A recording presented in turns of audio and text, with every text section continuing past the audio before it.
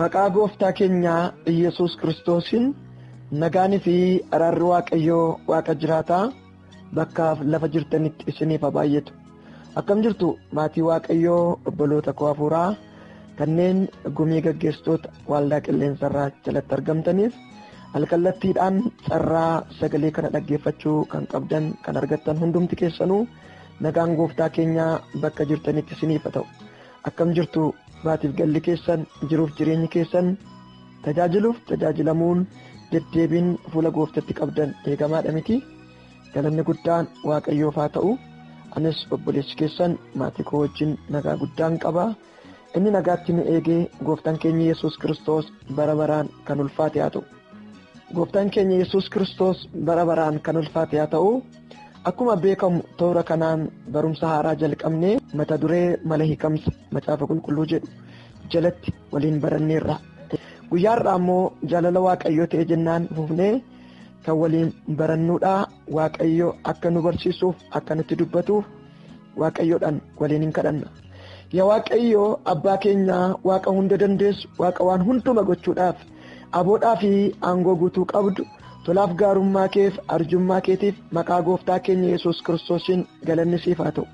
Abbaa keenyaa yeroo nuuf kenniteef haala nuu mijeessitetti fayyadamnee dubbii kee barachuudhaaf jirra.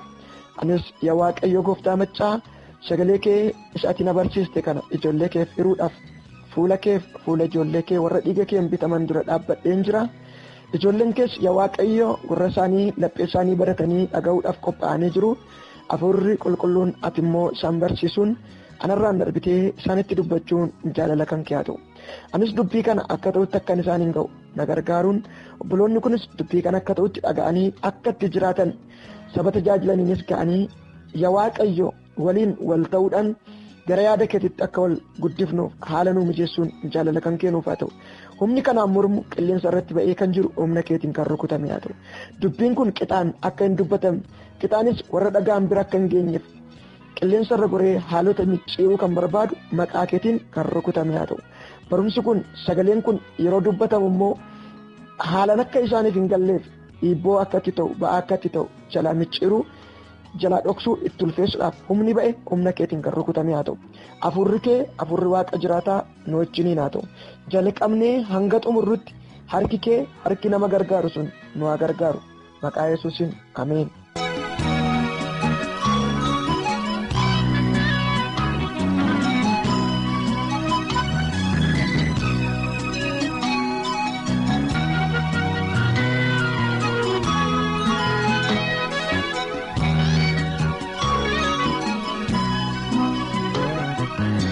Barnoota keenya eessaa kaanee eessaa akka geenye gaarii gootanii waan beektaniif duubatti deebi'ee barnoota kutaa tokkoffaa kutaa lammaffaa fi sadaffaa isin yaadachiisuun narra jiraata jedhee yaadu sababa yeroo keenyatiif barbaachisaa ta'ee yoo argame immoo sagaleen isin bira jira waan ta'eef irra deebitanii dhaggeeffachuu akka dandeessanitti ni yaada. Har'a barnoota keenya kutaa arfaffaatti otoo hin ciniin dura barnoota kutaa sadaffaa keessatti adeemsa hiikamsa macaafa qulqulluu sadan jennee sadan keessaa tokko irratti xiyyeeffannee tokko ibsuu jalqabneerra.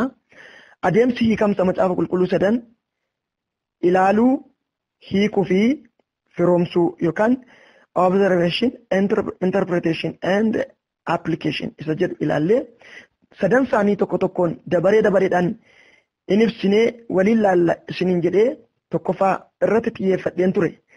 Gadi fageenyaan ilaaluu isa jedhu ibsuu jalqabee otoo hin goolabin addaan kuteera. Xumura irratti yeroon barnoota kutaa sadaffaa goolabuu hojii manaa isiniif kennee goolabuun kan qoonni yaadatama. Wangeela Yohaannis boqonnaa 7 lakkoofsa 1 kaasatti dubbisaatii gaaffii ittaanee dubbadhu kana deebisaa isiniin jedheera. Kutaa sana amma dhaqeen dubbisuu dubbifattaniittu jedheen abdadhaa. Deebii kanas yeroon isiniif deebisuu isin dubbiftanii dhuunfaa keessatti deebii kan akka kennitanitti abdadheen deebisaa isiniif deebisaa. Waa'ee eenyu dubbataa kan jedhu ture deebiin isaa kutaan kun waa'ee Yesuus dubbataa. Maal godhe isa jedhuuf deddeebi'aa ture jedhaa. Eessa deddeebi'aa ture isa jedhuuf Galiilaa deddeebi'aa ture. Maaliif Yihudii yookaan Yihudaa hin turre isa jedhuuf Yihudoonni ajjeesuu waan barbaadaniif yeroodhaaf Yesuusin ajjeesuu waan barbaadaniif kan jedhudha deebiin. Gochaan kun kan raawwate yoomi kan jedhuuf achirratti kana booda kan jedhudha. Wantoota kan booda isa jedhuuf immoo boqonnaa 6 keessatti gochaa raawwatameen booddee akka ta'edha. Boqonnaa 6 keessatti gochaan raawwatame maali yoo jettanii kutaan sun bal'aadha waan ta'eef duubatti deebitanii ilaaluu dandeessu gochaa kutaa 6 keessatti raawwatame. Har'as egaa adeemsa hiikamsa macaafa qulqulluu keessaa gadi fageessanii ilaaluu isa jedhu irratti xiyyeeffannee itti fufnee kan waliin barannudha. Dubbisicha gadi fageenyaan yookaan tokko tokkoon hubachuun baay'ee barbaachisaadha.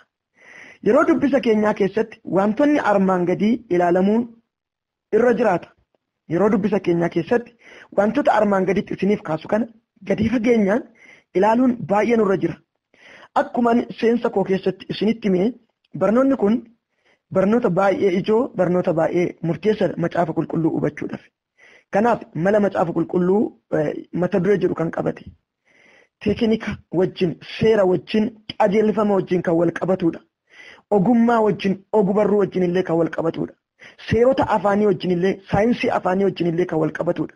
Kanaaf gadi fageenyaan kan laalamudha waan ta'eef barnoonni kun sadarkaa digiriitti akka kennamu isinitti himeera.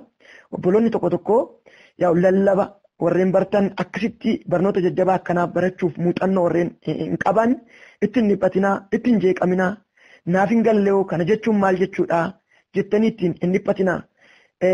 Hunda keessaniif ni ifa jedhee hin yaadu kan gaaffii isinitti uumu. Ispeeshaalii waaldarratti yeroo sheer godhamu obboloonni haaraan jirtu ganaa gara tajaajilaatti guddataa kan jirtan jirtu waa'ee sagalee waaqayyoo gadi fageenyaan kan hin beekne jirtu lallabuma tajaajiltoonni isin lallabaman dubbisa tajaajiltoonni isiniif dubbisanii barsiisa macaafa qulqulluu keessaa yookaan kutaa tokko irratti hundaa'uudhaan tajaajiltoonni isiniif hiran qofa fudhataa kan turtan barnoota jajjabaa akkanaa barattanii ofii keessanii macaafa qulqulluu dubbistanii ergaa fudhachuutti muuxannoo kan hin qabne amma ta'e tokko isinitti ulfaachuu akka danda'u naaf gala.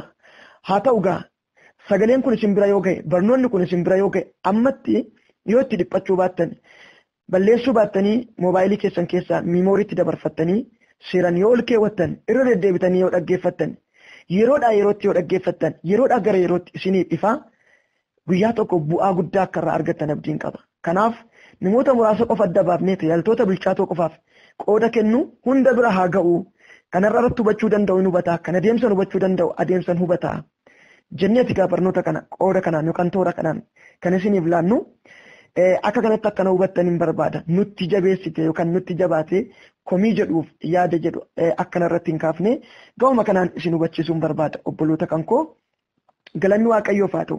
Gadi fageenyaan yeroo dubbisnutti wantoonni itti gadi fageenyaan hubachuu qabnu tokko tokko jiru. Isaan keessaa kutaa dubbisichaa xiyyeeffannoo itti laachuudhaan ilaaluun baay'ee murteessaadha. Adeemsa ilaaluu keessatti jalqaba irratti kan nuti ilaallu kutaa dubbisichaa gadi fageenyaan ilaaluun nurra jiraata jechuudha. Haala dubbisichaa yookaan akkaataa barreeffamichaa bareechinee ilaaluun nurra jiraata. Yoo argineedha, yoo sirriitti ilaalleedha kuni kana jennee hiikuu kan dandeenyu isa hiikne kan ammoo jireenya keenyatti firoomsinee ittiin jireenya keenya qajeelchuu kan nuti dandeenyu yoo sirriitti ilaalleedha jechuudha. Ilaaluun ni jedhu baay'ee xiyyeeffannoo guddaa. Kan itti laatamuu qabudha. Otoo sirriitti hin ilaalle hiikutti galuun nurra hin jiraatu jechuudha obboloota koo. Jechoonni fi gaalee yookaan fireez inni nuti jennu afaan Amaariffaatiin akkasumas jechoonni afaan Ingiliffaatiin jechoonni ijoo dubbisa keessa jiran maal fa'aa akka ta'an ilaaluun nurra jiraata jechuudha. Jechoonni jiru himni guutuun jira, gaaleen jira. Jechoonni rarra'anii hafan kan hin xumuramin kan kutaa itti aanu wajjin wal qabatee deemu. Kutaa dubbistan sana keessatti yaada guutuu kan kennuu hin dandeenye jechoonni rarra'ee jiru yookaan immoo gaaleewwan garaagaraa jiraachuu ni danda'u. Jechoonni ijoon jiraachuu waan danda'aniif kanneen kana bareechinee ilaaluun nurra jiraata adeemsa ilaaluu keessatti. Yeroo baay'ee jechoonni ijoon dubbisa keessatti irra deddeebi'aniiti kan isaan argaman. akkuma gaa warreen barumsa afaanii sadarkaa digriittis haa ta'u dippiloomaatti carraa argattanii barumsa afaanii barattanii ingiliffa keessattis haa ta'u amaariffa keessattis haa ta'u oromiffa keessatti waa'ee kanaa bareechitaniiti hubachuu dandeessu. Seera afaanii wajjin kan wal qabatudha. Wantoonni amma isiniif kaasu jechuudha.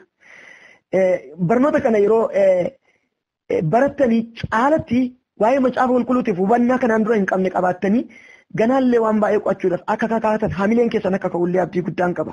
Kanaaf jechoonni ijoon yeroo baay'ee irra deddeebi'aniiti kan isaan kaafaman.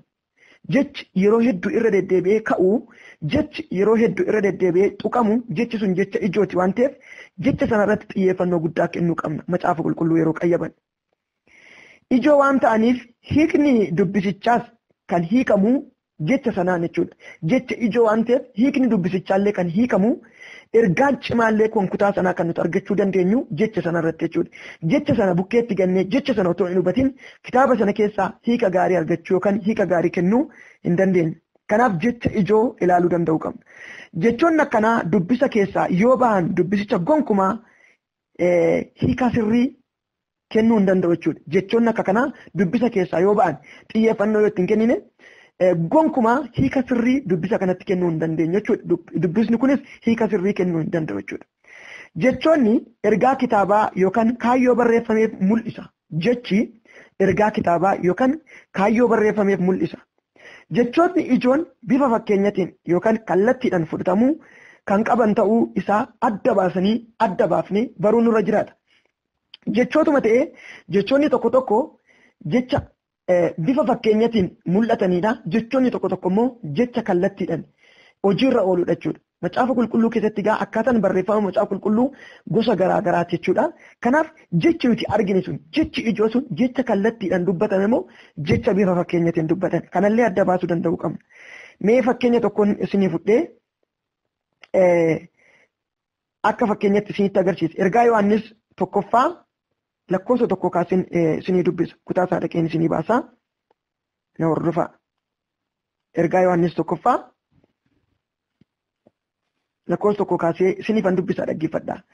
Waa'ee isa jalqabee ture sagalee jireenyaa sana isiniif hin caafna. As keessaa jecha ijoon baasa waan ta'eef jecha ijoo argan baasee immoo jechi kallattiin dubbatame kamii jechi bifa fakkeenyatiin dubbatame kam isa jedhuun baasee isinitti agarsiisuuf jira waan ta'eef kitaaban isiniif dubbisu kana bareechatii dhaggeeffadhaa. Waa'ee isa jalqabee ture sagalee jireenyaa sana isiniif caafna. Nuyi isa dhageenyeerra. Ija keenyanis isa argineerra. Ilaalleerras. Harka keenyanis isa qaqqabanneerra. Jireenyichi mul'ifameera. Nuyi isa arganneerra. Isaafis dhugaa hin baana. Jireenya bara baraa isa abbaa bira ture. Nuttis mul'ifame. Kana isinitti himna. Isinis nu wajjin tokkummaa akka qabaattaniif isa arginee fi isa dhageenye sana isinitti himna. Tokkummaan keenya immoo abbaadhaan wajjini. Ilma isaa Yesuus Kiristoos wajjinis. Kana hundumaas gammachuu keenya guutuu akka ta'uuf isiniif caafna. Kana hundumaas gammachuun keenya guutuu akka ta'uuf isiniif caafna. Waaqayyo ifa dukkannis matumaa isa keessa hin jiru. Ergaan nuyi isa irraa dhageenye isinitti himnus isuma kana. Waaqayyo wajjin tokkummaa qabna jennee dukkana keessa yoo deddeebine hin sobna. Akka dhugaa sanaattis hin jiraannu. Akka inni ifa keessa jiru nuyis ifa keessa yoo deddeebine nuyi walii keenya wajjin tokkummaa qabna. Dhiigni ilma isaa Yesuus immoo cubbuu hundumatti nu qulleessa. Cubbuu hin qabnu yoo jenne of sossobna. Dhugaanis nu keessa hin jiru. Cubbuu keenya yoo isatti himne inni amanamaa fi qajeelaa waan ta'eef cubbuu keenya nuuf hin dhiisa. Jal'ina keenya hundumaattis nu qulleessa. Nuyi cubbuu hin hojjenne yoo jenne immoo isa sobduu hin goona. Dubbiin isaas nu keessa hin jiru jedha. Egaa dhaggeeffataniitu kutaa macaafa qulqulluun isiniif dubbise kun. Ergaa Yohaannis tokkoffaa boqonnaa tokko lakkoofsa tokko hanga 10 isa jiruun isiniif dubbise. Amma waan sadii gargar baafna kutaa kana keessa. Tokkoffaan jechi ijoo kutaa kana keessa jiru maali? Irra deddeebiidhaan kan dubbatame maali? Isa jedhu adda baafna. Lammaffaan jechi kun kamtu fakkeenya mul'ate kamtu kallattiidhaan mul'ate isa jedhu adda baafnee ilaalla. Jechi ijoon kutaa kanatti arginu tokkummaa kan jedhu. Tokkummaan jecha ijoodha kutaa kana keessatti irra deddeebi'amee jecha kaafamedha. Inni lammaffaan jechi ijoo kutaa kana keessatti arginu jireenya kan jedhudha. Jireenya kan jedhus irra deddeebi'ee kutaa kanatti tuqameera. Inni sadaffaan jechi ijoo kutaa kana keessa jiru ifa kan jedhudha. Ifa kan jedhus irra deddeebi'amee tuqameera. Inni biraa cubbuu kan jedhudha. Cubbuu kan jedhus irra deddeebiidhaan kutaa kana keessatti tuqameera. Inni biraa dukkana kan jedhudha. Dukkana kan jedhus kutaa kana keessatti irra deddeebiidhaan tuqameera. Mee isin gaafadha. Tokkummaa jecha jedhu kun jecha fakkeenyati moo jecha kallattiiti? Tokkummaan jecha kallattiiti. Jireenya kan jedhu soo jireenya kan jedhus jecha kallattiiti. Ifa kan jedhu ifti bifa fakkeenyatiin kan mul'atedha. Cubbuu kan jedhu cubbuun kallattiidhaan kan mul'ate cubbuudhuma. Dukkana kan jedhu dukkanni bifa fakkeenyatiin kan mul'atedha. Kanaaf egaa gargar baasnee isa kallattiidhaa fi isa bifa fakkeenyatiin dubbatame sana yoo gargar baafne sanaan booddee ifa jechuun maal jechuudha jennee waa'ee ifaa hin hiiknaa. Dukkana jechuun maal jechuudha jennee waa'ee dukkanaa hin ibsine jechuudha. Waa'ee tokkummaa waa'ee jireenyaa kanneen kan hundumaa hin ibsine jechuudha. Anamma egaa kaayyoon kan koo akka fakkeenyatti isinitti agarsiisuu malee kutaa sana lallabuu yookaan barsiisuu waan hin taaneef kana caala gadi fageenyaan hin kaasu kutaa sana. Isin garuu kutaa sana dubbisaatii yaada nama isiniif kaasirraa ka'aatii gadi fageenyaan yaada ijoo achirra jiru kaafadha yookaan hubadhaa jechuudha. Sagalichi bifa barreeffama akkamiitiin akka barreeffame hubachuu qabna. Yeroo kutaa sana tokko dubbifnu yeroo sagalee tokko dubbifnu sagaleen suni bifa barreeffama akkamiitiin barreeffame isa jedhu hubachuu qabna. Fakkeenyaaf jechoota gochaa ibsaniin barreeffame moo gosa barreeffama biraatiin barreeffame isa jedhu adda baasuu danda'u qabna. Jechoota gochaa ibsan afaan Ingiliffaatiin verb kan nuti jennudha. Kaan isaanii jechoota gochaa ibsaniin kan barreeffamanidha. Gochaan mul'ate kan darbe kan ammaa yookaan kan gara fuulduraa ta'uu isaa adda baasnee hubachuun irra jiraata jechuudha. Jechoota gochaa ibsan immoo yeroo qayyabannu yeroo hubannu achi keessatti yeroo argannu gochaan sun yookaan gochaan mul'ate sun kan yeroo darbeeti moo kan ammaati moo kan gara fuulduraatti ta'uudhaaf jiru kan ibsudha. Kanallee adda baasuu danda'uu qabna. Fakkeenyaaf Yohaannis 1:6-9 akkas jedha. Namni isatti amanu hundinuu cubbuu hin hojjetu. Namni cubbuu hojjetu hundi isa hin argine hin barreesse. Waaqayyo irraa kan dhalate hundi cubbuu hin hojjetu jedha. Amma asirraa kan gochaa yeroo darbee argina, gochaa yeroo ammaa argina, gochaa gara fuulduraa argina jechuudha. Kanneen akka kanaa hubachuu danda'uu qabna. Akkasumas Wangeela Yohaannis 10:3 akkas jedha. Bakka ani jiru akka jiraattaniif deebi'een dhufaa jedha. Bakka ani jiru akka jiraattaniif deebi'ee dhufeen isin fudhadhaa jedha. Gochaan kun kan gara fuulduraa kan ibsudha jechuudha. Deebi'een dhufa. Yesus ganaa dhufaa jennee akkasitti hubanneeti kan nuti kutaa sana ibsinu jechuudha. Inni biraa maqaawwan abbaa dhimmaa fi ibsaawwan maqaa kutaa sana keessatti tuqamuu ilaaluu danda'uu qabna. Maqaawwan abbaa dhimmaa ka'eeraa kutaa sana keessatti ibsaawwan maqaa kutaa sana keessatti tuqamaniiru kanneen kanallee ilaaluu danda'uu qabna. Fakkeenyaaf Wangeela Yohaannis 1:1 akkas jedha. Jalqaba sagaleetu ture, sagalichis waaqa ture jedha. Amma asirratti maqaawwan abbaa dhimmaa kan ibsu yookaan ibsi maqaa kutaa kana keessatti tuqameera. Jalqaba sagalee kan jedhu gaa waaqayyoon kan ibsudha jechuudha. Jalqaba sagalee ture, sagalichis waaqa ture. Waa'ee waaqaa dubbachuu yeroo barbaadutti ibsa maqaa sagalee jedhuudhaan kan inni fayyadame jechuudha. Kanneen akka kanaallee adda baasuu danda'uu qabna. Roomaa 1:16 akkas jedha. Fakkeenyaan isinitti agarsiisaa jira jechuudha. Wangeelatti yeella'u humni waaqayyoo fayyisuudhaaf waan ta'eefi jedha. Ani maalitti yeella'u? Wangeelatti yeella'u.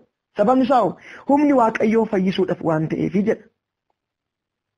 Akkasumas Yaaqoob 1:13 waaqayyo hamaadhaaf nun qoruu jedha. Amma asirratti maqaawwan abbaa dhimmaa fi ibsaawwan maqaa arginaa jechuudha. Waaqayyo hamaadhaaf nu hin qoru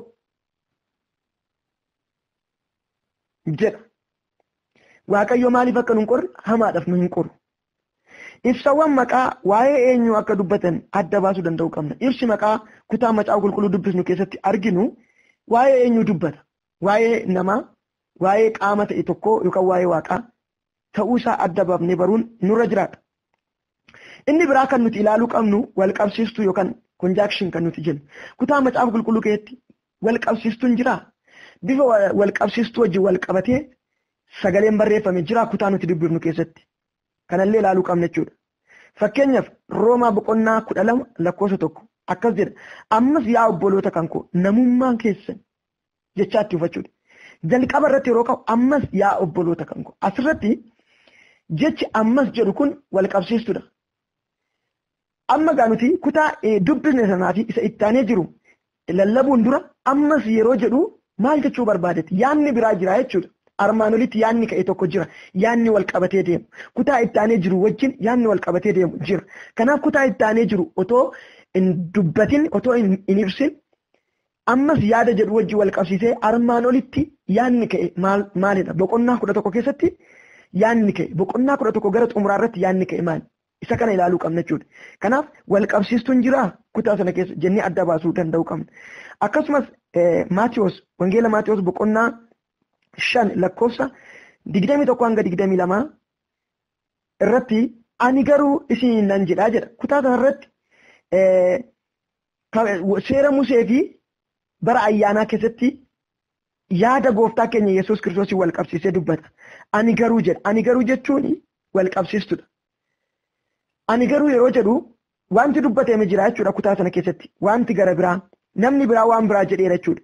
Waan namni biraa jedhe sun sana yoo hin hubanne gonkumaa yaada as keessa jiru gaa sirriitti hubachuu hin dandeenyu. Maaliif gooftaan Yesuus akkas jedhe? Kanaaf wal qabsiistota jirullee hubachuu danda'uu qabna jechuudha. Ilaa isiniifan dubbisa boqonnaa 21 irratti Maatiyos 5 boqonnaa 21 kaasee Yesuus itti fufee hin ajjeesin namni yoo nama ajjeese abbootii firdii duratti ittiin faradama jedhamee warra duriitti akka himame dhageessaniittu. Ani garuu isinittan hima. Eenyu illee obboleessa isaatti yoo dheekkame abboota firdii duratti inni ittiin faradamaa jedha. Ani garuu yeroo jedhu maal jechuu barbaadetti gooftaan Yesuus Kiristoos halleessuudhaaf miti isa jalqabaarratti cimsuudhaaf. Isa jalqabaarratti cimsuudhaaf garuu wanti inni dubbatu yaada isa jalqabaarraa bifa faallaa ta'een caalatti kan cimsuudha iddoo kanatti kan dubbate jechuudha. Egaa amma waa'ee wal qabsiistuun dubbadha. Kutaa kana keessatti kan nuti arginu gaa ani garuu jechi jedhu wal qabsiiftuun akka jiru hubachuu danda'uu qabna. Ibroota boqonnaa 11 lakkoofsa 1 irrattis arguu dandeenya jechuudha. Waa'ee amantii wajjin wal qabsiisee wanti inni dubbatu jira jechuudha. Inni biraa wanti nuti ilaaluu qabnu walitti firoomsuu jechi walitti firoomsuu yookaan wal ta'umsa wajjin wal qabatee ka'u kutaa sana keessa jira. Kutaa nuti dubbisaa jirru kutaa nuti qayyabataa jirru keessatti wal ta'umsi yookaan jechi wal ta'umsaa yookaan jechi walitti firoomsuu jira kutaa sana. Kana ilaaluu danda'uu qabna. Yaanni akka kanaa macaafa qulqulluu keessa waan jiru. Fakkeenyaaf Qorontos 1ffaa boqonnaa 12 lakkoofsa 13 irratti akkas jedha. Nuti hundi keenya hafuura tokkoon cuubamneerraa jedha. Nuti hundumti keenya amma walitti firoomsuu as keessatti nuti hundumti keenya jechi jedhu kun jecha wal ta'umsaati. Anis atis innis nuti hundumti keenya jedha. As keessatti manni wal ta'umsa yookaan waliin ta'uu yookaan walitti firoomsuu arganna jechuudha. Jechoota akka kanaa ilaaluu danda'uu qabna jechuudha. Nuyi hundumti keenyaa jecha kun jecha wal ta'umsaa kan nama tokko goonee bifa baay'eetiin dubbachuu hin dandeenyu. Kanneen akka kanaallee hubachuu danda'uu qabna. Maarqos boqonnaa 1 lakkoofsa 8 irrattis akkas jedha. Ani bishaaniin isin cuube inni garuu jedha. Inni garuu bifa wal qabsiistu yookaan bifa wal ta'umsaatiin yoo dhiyaate illee wanti nuti iddoo kanarratti hubannu inni garuu jedha. Ani bishaan isin cuubeera inni garuu hafuura qulqulluutiin isin cuuba jedha. Asirratti gaa bifa faallaa fakkaatuun inni kun hiika lama of keessaa qaba. Wal ta'umsa walitti dhufeenya walitti firoomsuu agarsiisa jechuudha. Hojiin Yohaannis hojjetaa turee fi hojii gooftaan Yesuus Kiristoos hojjetu kan wal simsiisu kan walitti firoomsuuf kan wal qabachiisudha jechuudha. Galanni guddaan Waaqayyoof haa ta'u. Kanneen akka kanaa ilaaluu danda'uu qabna. Inni biraa koorniyaa fi baay'ina ilaaluu qabna. Koorniyaa fi baay'ina ilaaluu qabna. Kan yeroo jennu saala fi baay'ina ilaaluu danda'uu qabna. Wangeela Yohaannis boqonnaa 14 lakkoofsa 16 hanga 17 akkas jedha. Inni bara baraan isin bira haa jiraatu. Inni isiniif dubbatu kuni hafuura dhugaatii jedha. Inni bara baraan isin bira haa jiraatu. Inni isiniif dubbatu kuni hafuura dhugaatii jedha. Waa'ee eenyu dubbataa jira? Waa'ee hafuura qulqulluu. Akkasumas Galaatiyaa boqonnaa 3 lakkoofsa 16 irratti egaa Waaqayyo Abrahaamii fi hidda isaatiif abdii kenneera jedha. Waa'ee baay'inaa argina jechuudha. Asirratti inni jedhu gaa yaa Korniyaa ilaalchisa bara baraan isin bira inni jedhu kun immoo baay'ina si bira hin jedhu isin bira. As keessatti nama tokkotti fakkeessinee adda baafnee ilaaluu hin dandeenyu. Maaliifin baay'inatu jira as keessatti. Egaa as keessatti yaada ka'e keessatti bifa baay'inaatiin yookaan bifa baay'atiin ka'e moo bifa baay'inaatiin ka'e jennee adda baasnee ilaaluu danda'uu qabna jechuudha. Asirratti Galaatiyaa keessattis egaa boqonnaa 3 lakkoofsa 16 egaa Waaqayyo Abrahaamiif hidda isaa jedha. Tiif abdii kenneen. Abrahaam qofa abatoon ta'an hidda isaatiif kan jechuun baay'ina ilaala. Qomoo Abrahaam warreen ta'an hundumaa kan hammatudha jechuudha. Kanneen akka kanaa adda baasuu danda'uu qabna. Egaa kutaa kan Abrahaam qofa irratti xiyyeeffannee dubbannu hidda Abrahaamii wajjin wal qaba. Abdiin kenname kun abdii Abrahaam qofa otoo hin taane abdii hidda Abrahaamiin ilaallatudha. Baay'ina namootaa kan ilaalchisudha. Wantoota akka kanaa ilaaluu danda'uu qabna jechuudha. Kutaa dubbisa tokkoo kutaa dubbisa biraa wajjin walitti dhufeenya qabaachuu isaa ilaaluu qabna. Yeroo tokko kan wal qabatee deemnu kutaan dubbisa tokkoo kutaa dubbisa biraa wajjin kan walitti hidhatee kan wal qabatee deemnu. Kanaaf nuti kutaadhuma dubbisnu sana qofa irratti hundoofnee hiiknee yookaan barsiisnu otoo hin taane kutaan dubbisnu kun kutaa biraa wajjin wal qabatee jira. Iddoo biraatti yaadni wal fakkaatan kaa'ame yookaan tuqame jira. Kanneen kanallee wal qabsiisnee ilaaluu danda'uu qabna. Yeroo kana ilaallu wantoonni nuti ilaaluu qabnu tokko keeyyata ilaaluu danda'uu qabna. Amni macaafni qulqulluu siin agarsiisa tokkoffaa macaafni qulqulluu the whole bible yeroo jennu kakuu haaraaf kakuu moofaa yookaan immoo macaafota xixiqqoo 66tu jira macaafa qulqulluu keessa kuni macaafa guutuu jenna. Kanneen macaafa guutuu keessaa immoo yeroo gadi hir'isaa deddeemnu gara guddaarraa gara xiqqaatti yeroo deemnu kakuu moofaa fi kakuun haaraa jira. Wal bira qabna jechuudha. Kakuu haaraa jalatti immoo yeroo ilaallu macaafni jira. Fakkeenyaaf macaafa Wangeela Maatiyos, Wangeela Yohaannis yookaan macaafa ergaa Xiimotewos, ergaa warra Roomaa kanneen jennu macaafni jira. Macaafa jalatti immoo boqonnaan jira. Boqonnaa jalatti immoo keeyyanni jira. Keeyyata jalatti immoo maaltu jira? Keeyyata jalatti lakkoofsatu jira. Achi keessatti immoo jechatu jira jechuudha. Jechoonni kun immoo jechoota akkamii akka ta'an sadarkaa isaaniitiin ilaalla jechuudha. Kanaaf keeyyata illee ilaaluu qabna jechuudha. Keeyyanni tokko keeyyata biraa wajjin wal qabatee jira. Keeyyata dugda duubatti dubbisnee bira dabarfannee fi keeyyanni amma nuti dubbisnu wal qabatamoo waliin qabatu. Keeyyanni nuti amma dubbifnu keeyyata taanee jiru wajjin wal qabatamoo waliin qabatu. Yaanni ijoon keeyyatuma kana keessatti goolabamoo walitti bu'iinsa qaba kan jedhu illee ilaaluu danda'uu qabna jechuudha.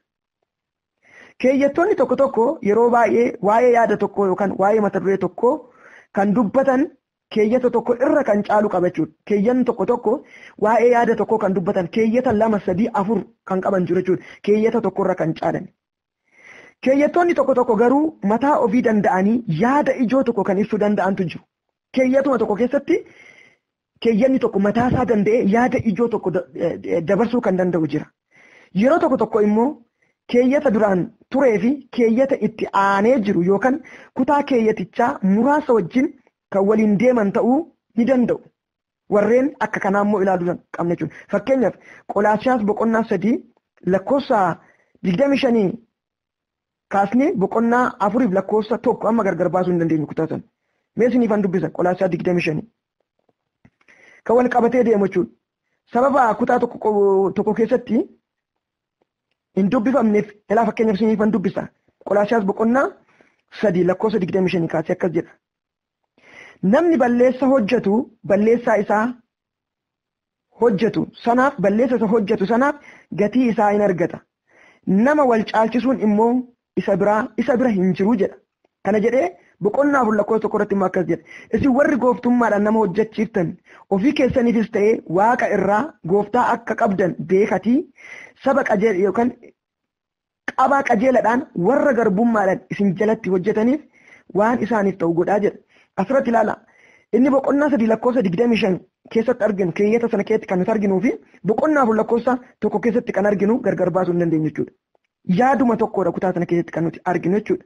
Dirqama lakkoofsa fi boqonnaa gargar baasuun hin barbaachisu wal qabatanii jiru waan ta'aniif jechuudha. Warreen akka kanaallee adda baafnee ilaaluu danda'u qabna. Lammaffaan dubbisichi waa'ee dhimma maalii ilaalchisee akka ijaarame hubachuu qabna jechuudha. Dubbisni nuti dubbisnu kuni waa'ee dhimma maalii ilaalchisee ijaarame kanallee ilaaluu danda'u qabna.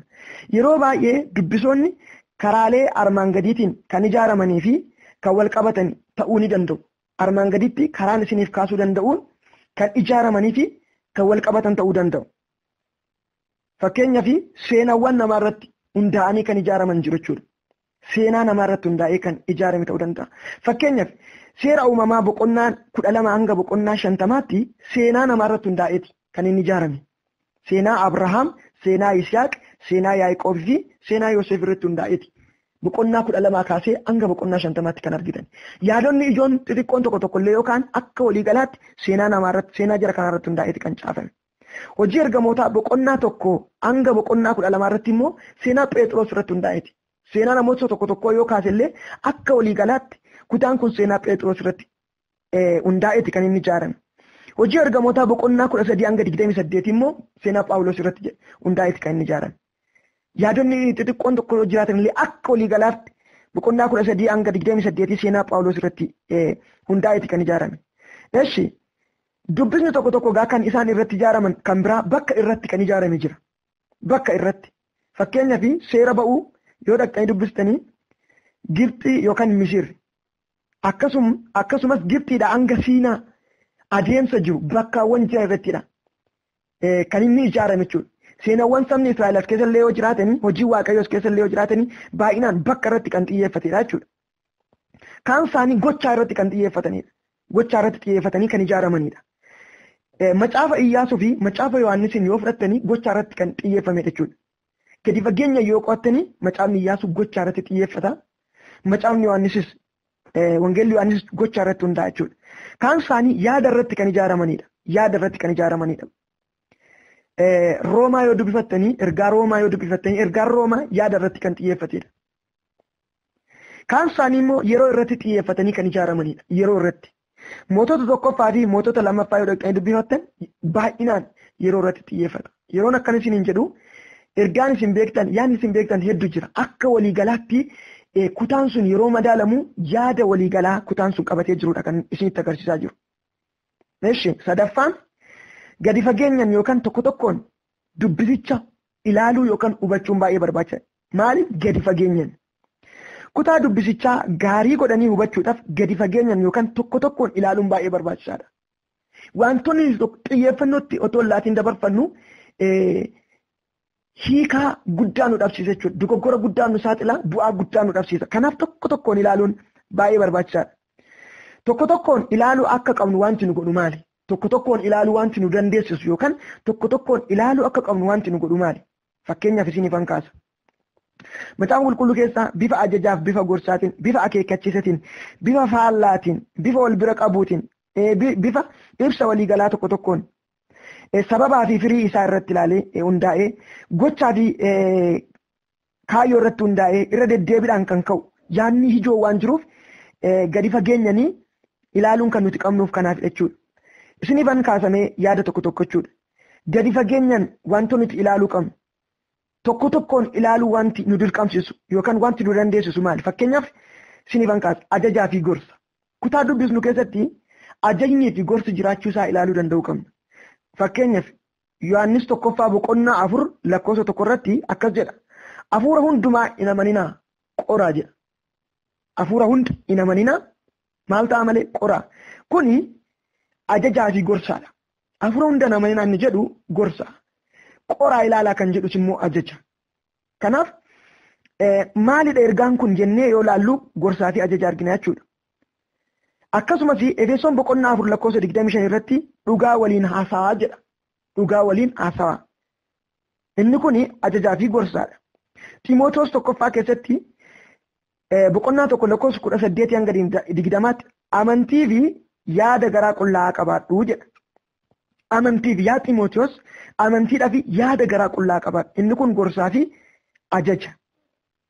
Kan biraa yeroo ilaallu wanti nuti ilaaluu qabnu akeekkachiisa. Kutaa nuti dubbifnu keessa akeekkachiisni jiraa of eeggannoon kan akkanaa ilaaluu qabna. Ximootoos isa lammataa boqonnaa 3:1 fakkeenyaaf guyyoota gara dhumaatti yeroon sodaachisaan akka dhufu hubadhu. Phaawulos Ximootiyoosin yeroo akeekkachiisu argina. Ilaa Ximootiyoos guyyoota gara dhumaatti yeroon sodaachisaa akka dhufu hubadhu, eeggadhu, akeekkadhu jedhee yeroon akeekkachiisu jira jechuudha. Macaafa qulqulluu keessa bifa akeekkachiisatiin kan barreeffaman jiru. Akkasumas Maatiyoos boqonnaa 6:25-31 yoo ilaaltan bifa fakkeenyatiin kan barreeffame argina jechuudha. Macaafa qulqulluu keessatti bifa fakkeenyatiin kan barreeffame argina jechuudha. Maal jedhaa? Simbirroota samii daraarota bakkee jedha. Mee simbirroota samii fi daraarota bakkee ilaali jechaa itti hubachuudha. Amma egaa simbirroota samii fi daraaraa bakkee bifa fakkeenyatiin dubbata jechuudha. Akka nuti yaadda'uu hin qabne, akka nuti dhiphachuu hin qabne, Waaqayyo gooftaan macca akkamitti akka jara kana sooru, akkamitti akka jara kana gargaaru bifa fakkeenyatiin nutti mul'ata. Isaan ilaallee nuti immoo har'a deebinee jireenya keenya akka ilaallu Waaqayyoon akka abdannu nutti agarsiisa jechuudha. Bifa fakkeenyatiin kan barreeffaman jiru. Roomaa boqonnaa 7:1-3 irratti dubartiin heerumtee hidhamteetti jedha. Itti fufees immoo hiikamteetti jedhu jira jechuudha. Kun amma bifa fakkeenyatiin dubartiin heerumtee hidhamteetti yeroo jedhu dubartiin heerumtee wadaroo fidanii harka ishiitiif luka ishii walitti hidhanii yookaan muka tokkotti hidhaniiru jechuu barbaadee miti. Hiikamteetti yeroo jedhu iddoo hidhamtee yookaan wadaroodhaan yookaan sansalataan hiikamtee gadhiifamteetti jechuu miti. Hidhamuunii fi hiikamuun kun bifa fakkeenyatiin itti qabamtee jirti, seera jala jirti kan jedhuu fi dirqama seeraa hin qabdu. Hiikamteetti dirqama seeraa hin qabdu, firiidhaa, waan barbaadde gochuu hin dandeessu yaada jedhu kaasuuti jechuudha. Bifa fakkeenyatiin hidhamteetti, hiikamteetti jedha. Isa kanallee bifa fakkeenyatiin kan barreeffaman jiru. Kan adda baasuu danda'u qabna. Yoo kana nu hubanne fakkeenya dubartiin heerumtee hidhamteetti akkanatti hidhamtee kallattiinuma waa'ee hidhaasa kallattiinuma mul'atu hin dubbanne yoo ta'e dogoggorree fakkeenyaan caafame waan ta'eef adda baasuu danda'u qabna jechuudha. Ishi inni kaan immoo bifa faallaatiin kan barreeffame jira. Bifa maaliitiin? Bifa faallaatiin. Galaatiyaa boqonnaa 5:19-25 yoo dubbifattan hojiin foonii fi ija hafuuraa boqonnaa 5:19 kaasee hojiin foonii kana jedhee waan baay'ee kaaseera. Alalummaa, ejja, soba, nama ajjeesuu, weennoo, machii jedhee kaasee ijji hafuuraa immoo jedha. Ijji hafuuraa immoo nagaa, jaalala, gammachuu, obbituu jechaati. Kuni bifa faallaatiinidha kan kaa'ame jechuudha. Hojii foonii dubbatee itti immoo bufee bifa faallaatiin ija hafuuraa yeroo dubbatu argina jechuudha. Bifa faallaatiin kan barreeffaman jiru kanallee ilaaluu danda'u qabna. Efesoon boqonnaa 5:18 irraayis hafuura qulqulluutiin guutamaa malee daadhii wayiniitiin hin machaa'inaa jira. Kun amma faalladha jechuudha. Hafuura qulqulluutiin guutamaa malee daadhii wayiniitiin hin machaa'inaa. Daadhii wayiniitiin qooda machooftu hafuura qulqulluutiin guutami. Kana jechuun daadhii wayiniitiin machaa'uun kan biraatii hafuura qulqulluutiin guutamuun immoo waan faallaa ta'e jechuudha. Kanaaf bifa wal faallaa ta'een barumsi darbu jira jechuudha. Ergaan darbu jira. Kan akkanaallee ilaaluu danda'u qabna jechuudha. Ximootiyoos isa lammataa boqonnaa 1:7 irratti Waaqayyo hafuura humnaa kan jaalalaa fi kan of qabuuti malee hafuura ija laafinaa nuuf hin laanne jedha. Ilaala. Waaqayyo hafuura humna kan jaalalaa fi kan of qabuuti malee hafuura ija laafinaa. Kan jabinaa kan jaalalaa kan of qabuu mataasaa kan danda'e ija laafinni kan biraadha. Kana bifa faallaa ta'e Waaqayyo hafuura akkamii nuuf kenne? Kan ija laafinaa miti. Kan maali? Kan jaalalaa kan of qabuuti jedhee bifa wal faallaa fakkaatuun yeroo barsiisu argina jechuudha. Ishi inni biraa bifa wal bira qabuutiin.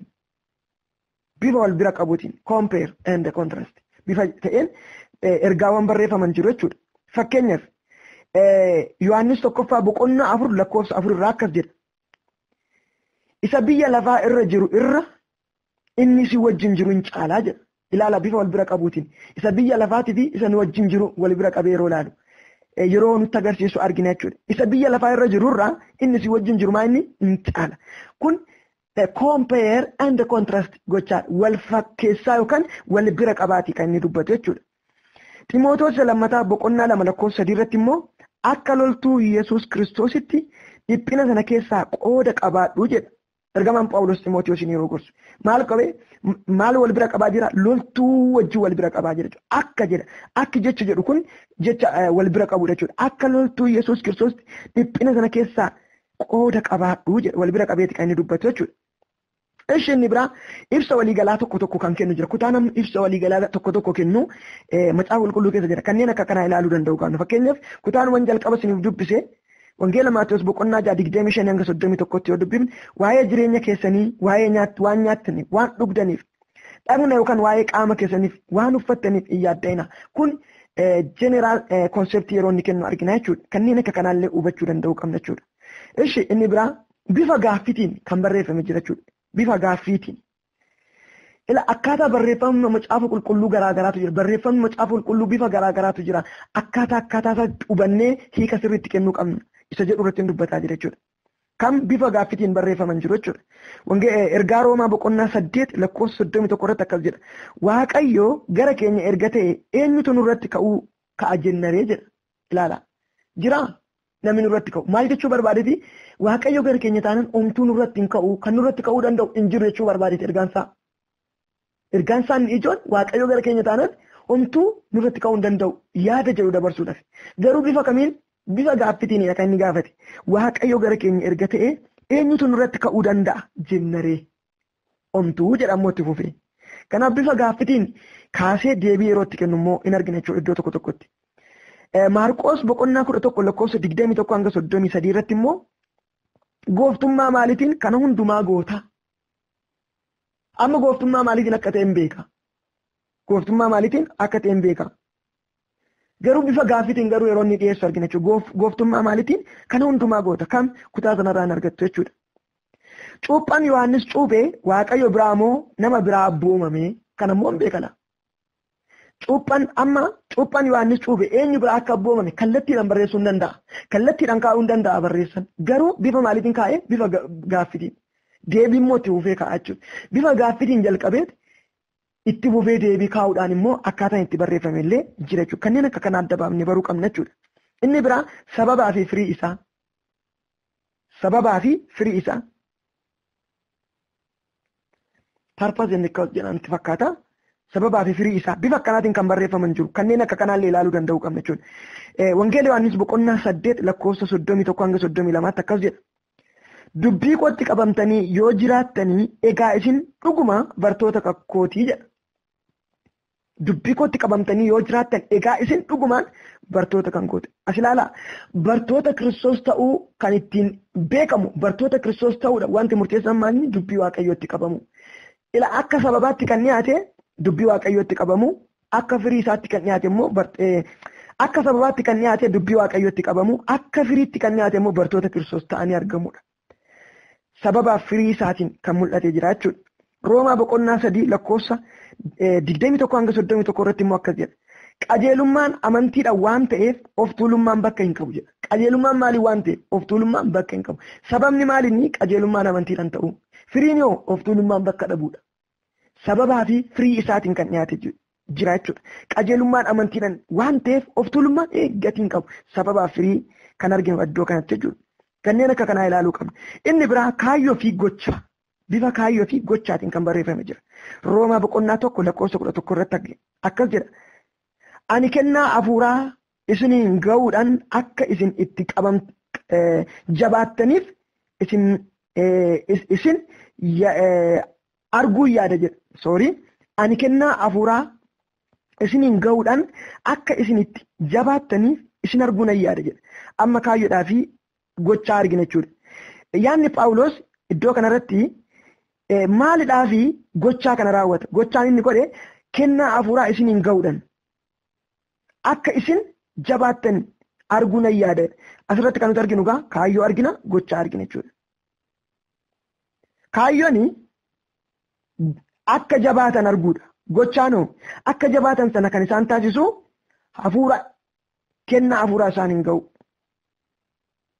Kennaa hafuuraa isaaniin ga'uun gochaadha. Akka jabaatan kunis immoo kaayyoo maaliitiif jabaatanii arguudhaaf kanneen akka kanaa ilaaluu danda'uu qabna jechuudha. Phexros 1:2 irratti Waaqayyo akka ulfeessuuf jireenyi keessan gaarii haa ta'u jedha. Eenyu akka ulfeessuuf? Waaqayyo akka ulfeessuuf jireenyi keessan maal haa ta'u? Gaarii haa ta'u. Kaayyoo fi gochaa argina jechuudha. Asirratti egaa kaayyoon maa inni yoo jettanii kaayyoon isaa maa inni Waaqayyoon ulfeessuudha. Waaqayyoon ulfeessuudhaaf gochaan godhamuu qabu immoo maa inni hojiin gaarii ta'u. Hojiin keenya gaarii yoo ta'e maal ta'a? Waaqayyoon ulfeessa. Kanneen akka kanaa argina jechuudha. Inni biraa irra deddeebii jechoonni irra deddeebiidhaan kaafaman, irra deddeebiidhaan dubbataman jiru kutaa sana keessatti irra deddeebiidhaan kan dubbataman ilaaluu qabna.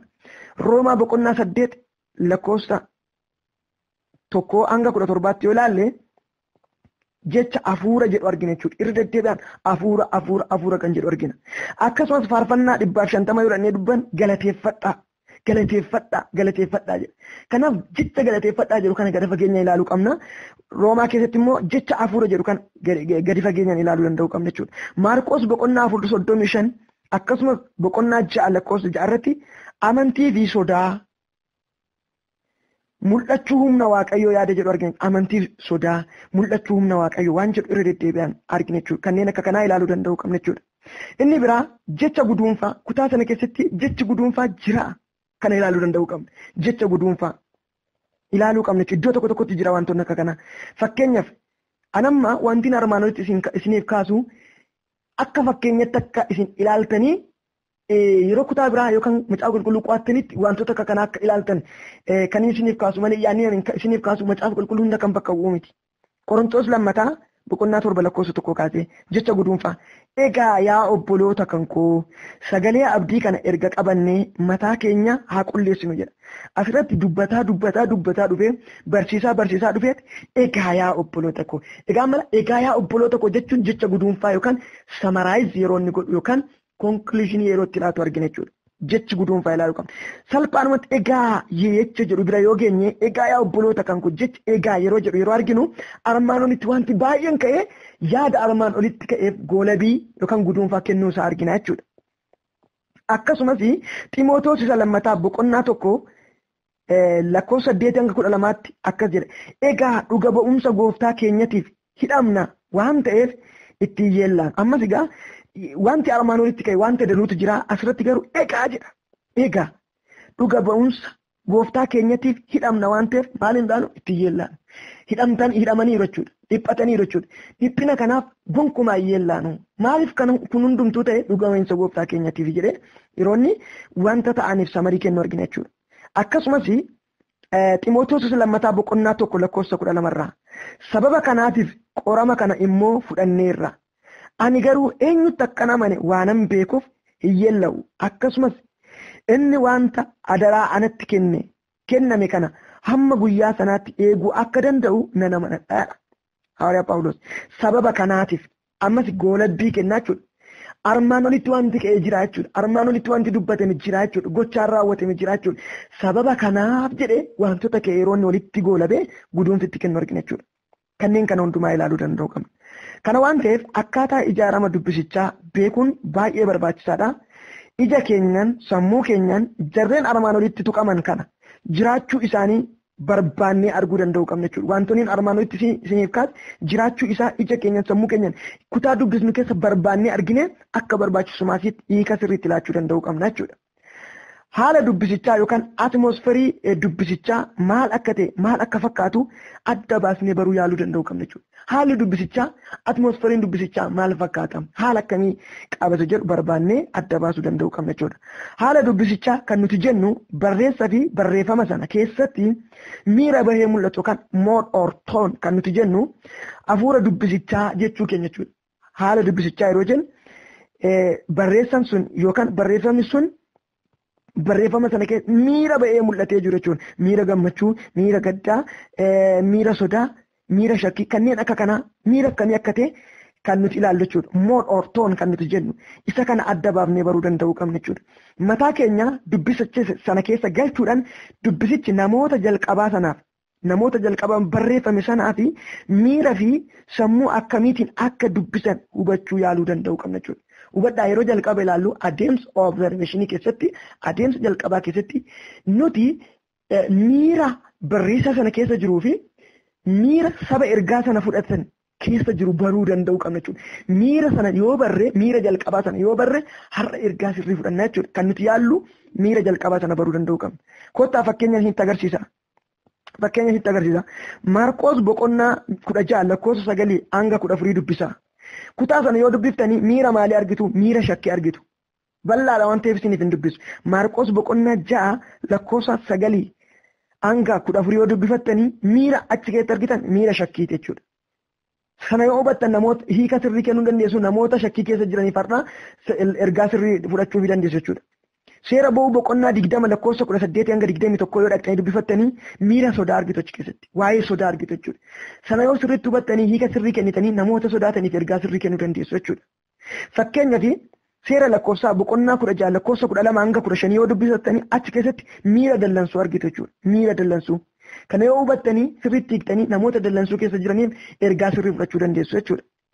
Timootoos isa jalqabaa boqonnaa 1 lakkoofsa 12 hanga 17 yoo dubbifattan miira galataa argitu achi keessatti. Miira galataa argitu.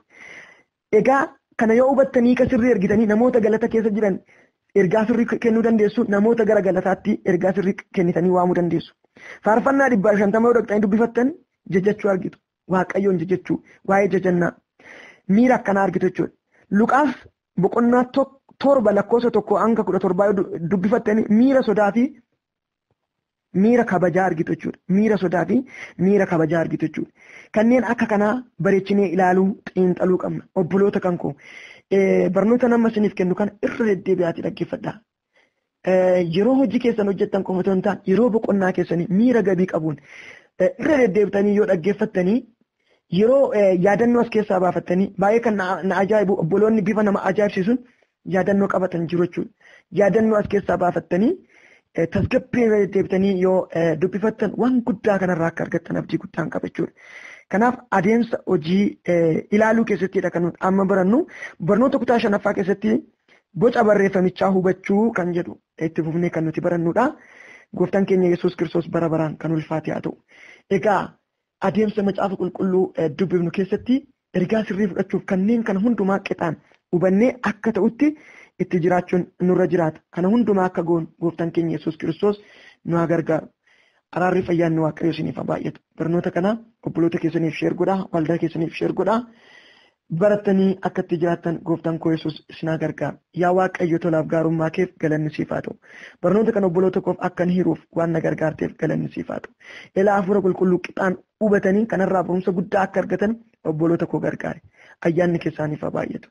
Humni sammuun isaanii banamee hubannaa gahaa akka arganneef isaan hin mormu humna keetiin kan rukutame haa ta'u. Barnoota kana sammuu isaaniitti ulfeessuu kan barbaadu humna keetiin haa rukutamu. Kan kana caalullee hubatanii caalatti hojii keetiif akka ka'an sagalee kee akka hubatan isaan gargaare. Maqaa gooftaa keenya Yesuusiin. Ameen. Gooftaan Yesuus Kiristoos isin haa eebbisu. Barnoota kana warreen biyya keessa jirtanii handaa hojiisaa yookaan noottiin isaa xaarratamee jira isinii kennuu danda'a.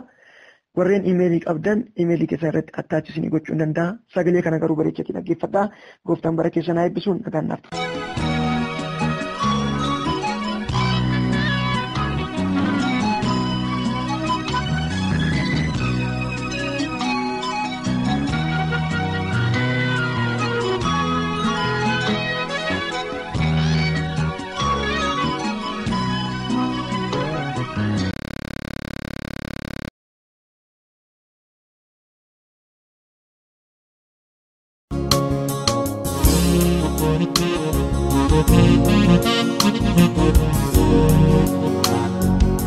Thank you.